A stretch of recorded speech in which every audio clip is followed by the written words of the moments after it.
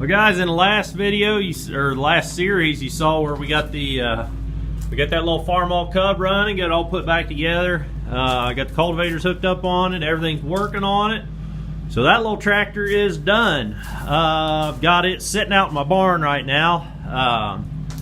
The tractor actually belongs to, well, to be honest, it belongs to my grandfather. And he's got a handful of tractors. He's thinking about having a sale this spring, so it's kind of been my mission to get these tractors running in good shape and everything and ready to go for auction this spring. So that's what that's doing, sitting there. So I'm going to keep it here for a while. I've got it parked next to my John Deere H. He likes them little red tractors. I prefer the green ones, but you know, to each his own. So anyhow, I got it tucked in over here at my house for a little bit, and just because I like showing stuff off, you know what the heck, it ain't worth having if you can't play with them and show them off. I got my John Deere A sitting over here in the other barn stall. So, and what we're going to do today is got the truck hooked up to the trailer. Got a car hauler trailer is what I use. I got a winch on it. We're gonna go drag home another tractor of Grandpa's, and we're gonna get it in the barn and get it cleaned up. So I'll update you here as we go. So there's my truck over there. Had to take a little detour over here to my folks' place. It's a bright sunny day, and I thought I'd stop in. I talked to Mom about greenhouses. They get stuff planted already. So it's like, I think it's 38 degrees outside. Now there's no furnace running or nothing in here. And I don't know how well you can read that, but it's about 98 degrees in here. No furnace running or nothing. So, you know, 60-degree difference between inside and outside just because the sun's beating down on this. So this, you know, the greenhouse effect, here it is. But I'm going to prop these doors open and let a little cool air in here to cool it down just a bit. Don't want to cook nothing, so just a little detour on the way to pick up that tractor. Well, here we are over at Grandpa's place. He's got his little work tractor that he uses. And this is I forget the year on this one. Right around 1950. This is a Super A. It's hard to see in here. Lights are, well, I didn't turn the lights on. Again, this is a Farmall Super A. I got this one going for him just recently. It had the seals were out on both sides of the rear end. That's a real common thing with these old tractors. So if you ever see one, it's all grungy and grimy down in there, or it's leaking on the ground under the rear end, and you can't see where it's coming from, or your let's see, what side is it? The left brake. A lot of times, if these seals start going bad, this left brake pad gets wet with gear oil, and so if you got weak left brakes and you're getting drippy somewhere, it's a seal. The seals are about 25 bucks, but you got to take the whole final drive off to do it. So anyhow, I got to move that one. We're going to take it out that door there, so I got to back that one out. Got to fire this one up, air up tire. Looks like you got tire going low, but hopefully it'll fire right up. It ain't been running months. This is the one we're after. This is it's supposed to be another Super A, and tires look flat, so sheet metal and stuff. I think I got some parts for it over at the house. When I was working on that one, I took some parts, you know, from both of them over to the house to make sure we got that one put back together right. So that one's in good shape. He's going to use that one to cultivate corn this year. This one I think is going to be, I'm going to clean this up, and I think this is going to go on the same sale with that little cub. So looks like somebody already did a 6 volt or 6 to 12 volt on this one, so it's got an alternator on it. So hopefully it's not terrible condition, but it looks like it needs radiator. I think I got an old gas tank over at the house. We're going to have to braze that up, so you might get to see me do that. And hood and grill, I think I got those over at the house too. They're in kind of poor condition, but anyhow, this is it. I've never monkeyed with this tractor. It's been sitting back here for years and years. I've swept around it a couple times, but we'll get these out of the way and See if I can back my trailer. I might even back my trailer kind of in here and run that winch cable back. We'll see how good I can do to get this thing pulled out of here. Well, the bad news, all 4 tires are flat. The good news is all 4 tires took air. So I was able to push it from the back there. And we can get it out here and kind of see what's going on. So somebody put an inline resistor in when they did the conversion. It's got pieces and parts missing off of it. Wiring's probably looks like a mess. Doesn't look like light switch is hooked up at all. See some farmer fixes on it. On the plus side, it's got the rear cultivators, which are kind of, you don't see them on all of them. You know, if anything, they got the front cultivators, but it's going to need some work all over the place. But it had the chain for the fertilizer too, so there's the chain there, and it's got the gear on the wheel on the inside. So we'll probably, I don't know, we'll see if we can find a fertilizer box around here somewhere. But there's the front cultivator, there's the other side front cultivator. It's got that linkage. If you remember on my cub video, we made a linkage for the cub. Well, looky here, that is exactly what that second rod looked like that I didn't want to modify. So I'm glad I didn't. So anyhow, yeah, I'm gonna dig around here and make sure there ain't no parts and pieces laying around. Well, there's some sprockets and chain there for something. Might take that with us. I don't know what the hell it's off of, but we'll get her. Like I say, I was able to push it from over here to over there. You ain't gonna do that with no 100 horsepower tractor. So these little ones got something going good for them. I'm going to back the trailer right up in front of it and winch it up on the trailer.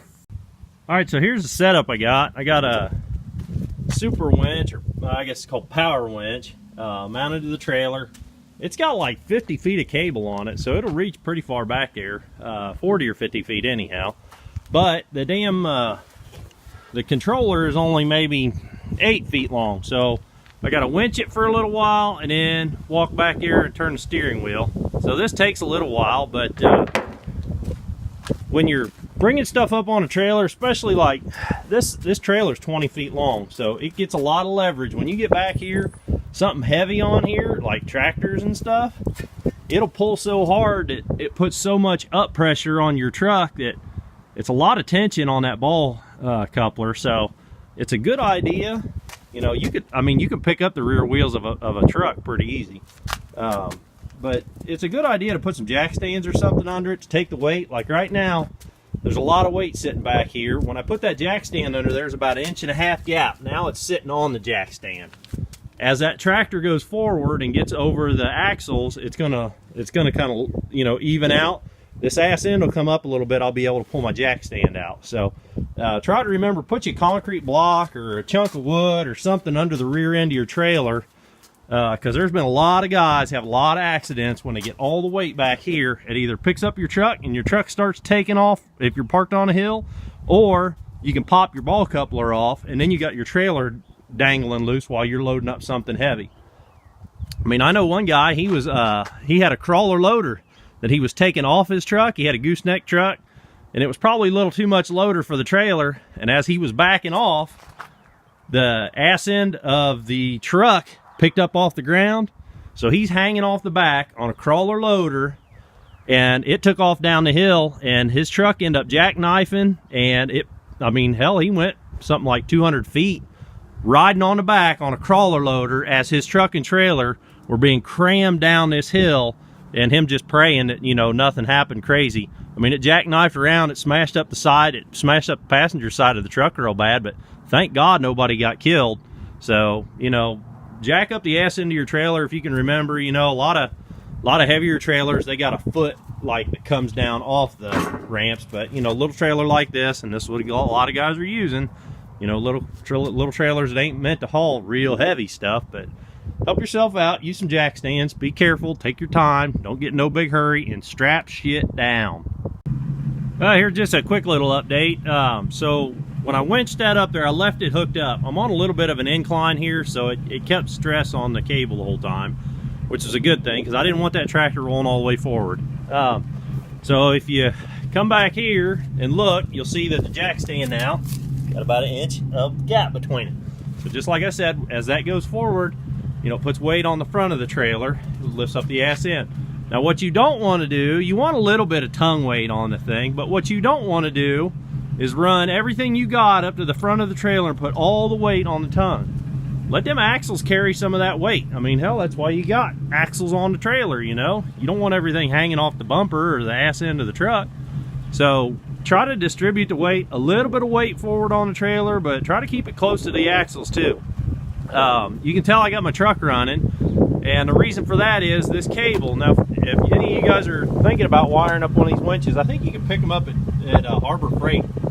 I got this one used. Actually, Grandpa had this on his one of his old trailers. He wasn't using it no more, so I've been using it to haul his tractors. So he told me to go ahead and put it on my trailer, which is great. You know, really getting used at it, pulling his tractors around. But anyhow, rather than wiring accessory wire and heavy gauge wire into the truck, as little as this thing gets used, I rigged up two 12 gauge wires on alligator clips, big alligator clips, and they run the length of my truck.